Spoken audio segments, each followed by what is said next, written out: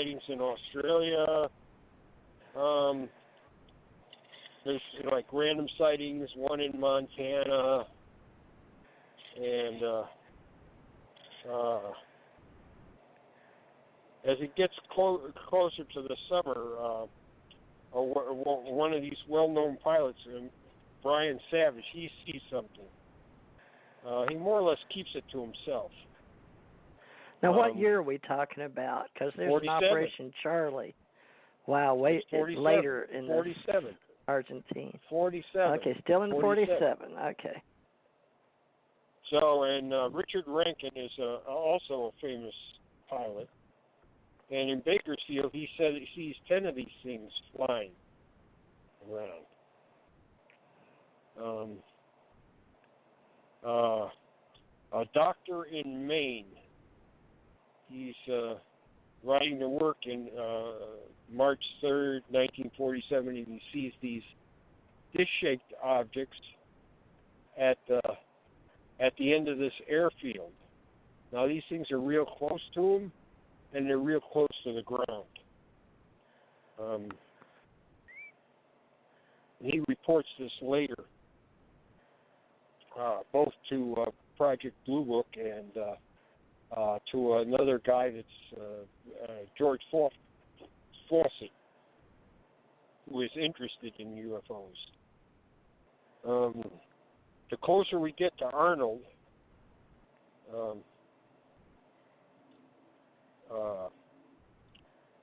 we see in May 19th, Pikes Peak Railroad on the 19th of May.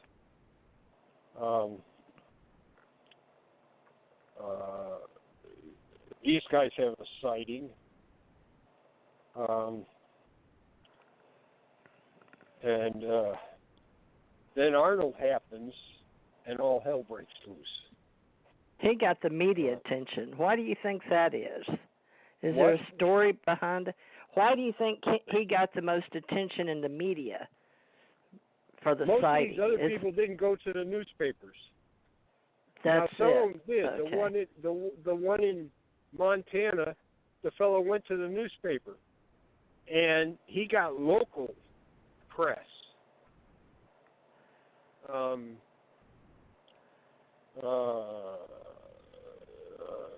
Dr. Burton Trask, the guy in Maine, he didn't go to anybody until after Arnold.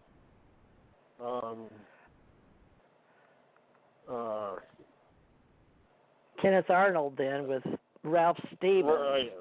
Yeah, Richard Rankin, his sighting was on the 23rd of June, one day before Arnold, but he didn't go to anybody.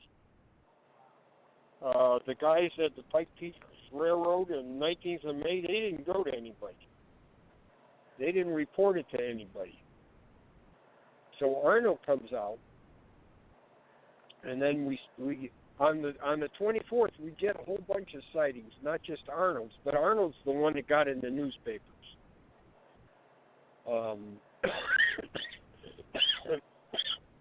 And the government tried to say he was hallucinating, huh?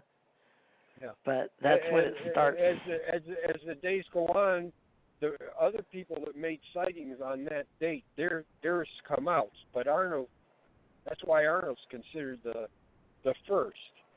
Now the military doesn't consider him the first. So Don Johnson, who is what? Don Johnson. You go with Pryor. I was going to ask you, who do you personally feel should get credit for going forward prior to Kenneth Arnold? Oh. In your studies, your research. Well, there's dozens, if not scores of people that saw stuff before Arnold. But we give him credit for going to the media. Some people reported. Some people in the military reported it to their commanders, but it didn't go anywhere before Arnold. So in our transparency, how do we? You've got those in your Project 1947 website, Right. your prior people? Okay. So that's Project there's 1947. If you look at sightings in 1947, you will find a number of sightings before Arnold. Okay, well, you're so familiar with saying it, but people don't realize that's the name of your website. So, folks, he's done a lot of journaling, recording, and archiving. Plus, he has a lot of comrades, colleagues that have assisted him, and he's going to a place this week in Michigan this weekend. But let's just do a quick little segue there, infomercial for you there, Jan. The name of that group you're in, and it's by invitation only. Can you just, for a quick segue real quick? It's a UFO history workshop. That's what it is.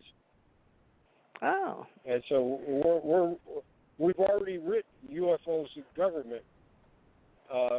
We're in the process of writing another book on the phenomenology of UFOs. Nice. So this has been a long time in the works. UFOs in government took 5 years to write. And, goodness. So you guys have a group that's been very interested as a hobby, and you come together for phenomenology, parapsychology, or do you do the logical historical research only, or do you get into how it's affected the world, socially, all the way up to today, maybe? We are doing socially per se. I mean, one topic is police reporting UFOs or first responders reporting UFOs. Now, okay, and the history of first responders. Good. Yeah. So okay, go ahead. First responders reporting UFOs. There's nothing in it for them. If they make a hoax report, they may get fired. So, and if they make a report, they probably get laughed at. So there's nothing in it for them, and they get sent out to investigate things. So they have to come back and report on what they found. So while some of them may encounter a UFO and not report it, if they get sent out, they don't have any choice but to report what they saw. So they're in a heck of a way. And first responders don't just mean police officers; it means the Coast Guard. The Coast Guard gets called because a ship sees a UFO and it's important. They have to go out there and investigate it. They don't have a choice. It's not if we want to. They got to go out there. So even though the Air Force is out of the business now, they've still got to go out and look at it. I wonder if Calvin Parker's and the Coast Guard went out there.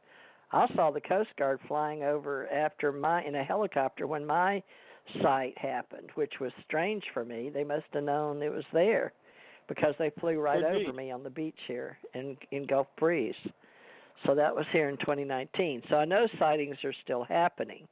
And if you have a Coast Guard sighting at the same time, you don't know if they're reported or not. But mine looked like there was a Mercedes-Benz thing in the middle of a big white cloud. I don't know what you call it, but it's like a three-pronged thing, disc. And so anyway, that's late. That's up-to-date stuff in 2019. Yeah, but I was taken before, so no big deal. Yeah, all right, so back to Michigan, and but I wanted to mention how much, because a lot of people don't know there's all these groups, and this is by invitation only, folks. You can't just say, hey, I want to go to that like event or conference that are open to the public. So these are specified ufologists that have done research with a history. And even though I was an investigator, I'm not in their group. I was a paid professional investigator. But I never considered myself a ufologist because if I even used the word UFO, I'd get fired. Even though it came out in 1953 with the Air Force, I guess gets credit for UFO or UFOB. But I wore the Navy uniform. But I did get to study Army, Navy, Air Force, Marines, and I went to the Coast Guard. But I was only educated and trained a little bit So you were Army, but this has nothing to do with our military other than it helped us to train to identify maybe. But this group you're in are people that why Michigan? I mean, is this where you guys started this a long time ago? Is this like a we met at other fellowship? places. The first meeting was in Texas. So really, what year was that?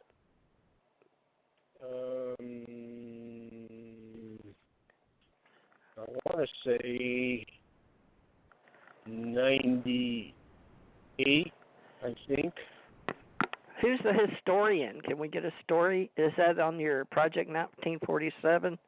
On your by invitation only? We're all historians. We wrote UFOs in Government. It was people in Australia, Spain,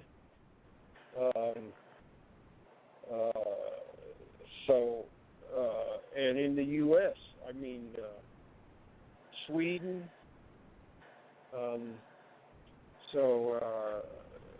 It's UFOs in Government. That's the name of your book? UFOs in Government. So there is a book out there, folks, with some very detailed before Richard Dolan, apparently, because I read Richard Dolan's, and that was amazing to me. Of course, I got to have him on the show here, a young kid. But I was asking the government about my stuff by the government, in the government, when I was working in the government. UFOs in Government, a historical inquiry. Now, is that your book? It's got 594 pages. Something like that. Michael Swartz and Robert Powell. Right, they're the main authors. Main authors, but this is your group, your secret, right. By invitation only. I'm a contributor. I'm not the main author. All right, so you're the main contributor of this group. I am a contributor. Among other people, there's about 10 people that contributed to this. Okay, I'm going to share it right now, folks, on Facebook and Twitter because we're talking about it. So that'll get it out there a little bit. Marketing is a big part of this, folks, and no matter who you are, entrepreneur, historian, researcher, is letting other people know what's out there. So I will save this and put a UFO book, please research. Now, this is just showing Google when I hit it. That's not fair, but that's all it says. So I'll just put a UFO book. But that didn't post well. I wonder why it didn't. This has something to do, folks, with when you punch it in your social media, but it is UFOs in Government, a historical inquiry. This is a book by Michael D. Swartz or Swords. I don't know if he says it with the W silent, and Robert Powell. So we're discussing that right now with Jan Aldrich on TJ Mars ET Radio for American Communications Online, a business here in Gulf Breeze. And Jan Aldrich is a wonderful historian that's agreed to do an oral report weekly because so much of this he's trying to get rid of the red tape, so to speak, and get it on a good timeline for us so we can go find and do our own research. In his group, what's the name of your group that you're going to Michigan, your Michigan group? It was started in Texas. UFO History UFO History Group. UFO History Group. We don't have any address. We are only researchers and writers. We don't interact with people really that much. That's so funny how you say correspondence all the time. Yes, I understand. We're working on our your historical value, your contribution to humanity. Right. So, and I help market that.